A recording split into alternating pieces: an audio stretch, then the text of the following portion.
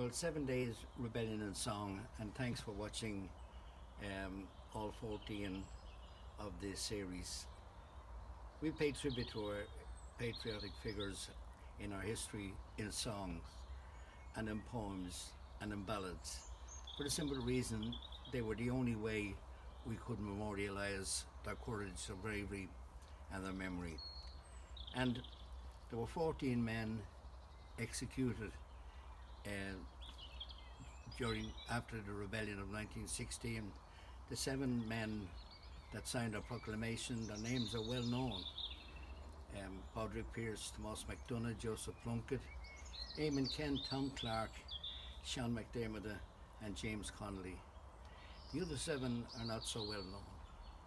Con Colbert was executed, and so was Sean Houston. And Ned Daly was executed, and so was Padraig Pearse's brother Willie. And there was one man executed down in Cork, Thomas Kent, and the last man to be executed was Roger Casement.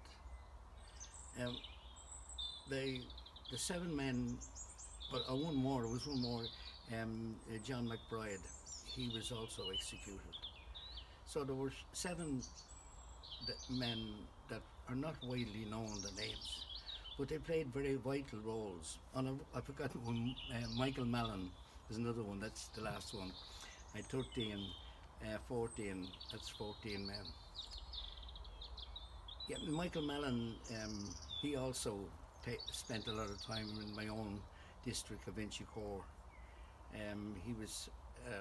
He trained the citizen army in the use of firearms, because he was a veteran, a British soldier, and his expertise was very vital and important during the rebellion.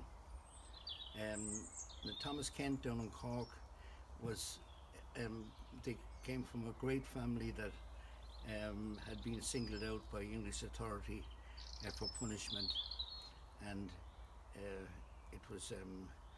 he was executed, as were many of his family, terrorized by the English authority. I suppose the stories of all those men would fill a book, and just to say that I'm always very pleased that they were memorialized in 1966, when many of the railway stations were called after those men. Daly Station out in Bray, Euston Station of course in Dublin, and Colbert Station down in Limerick, and Kent Station in Cork.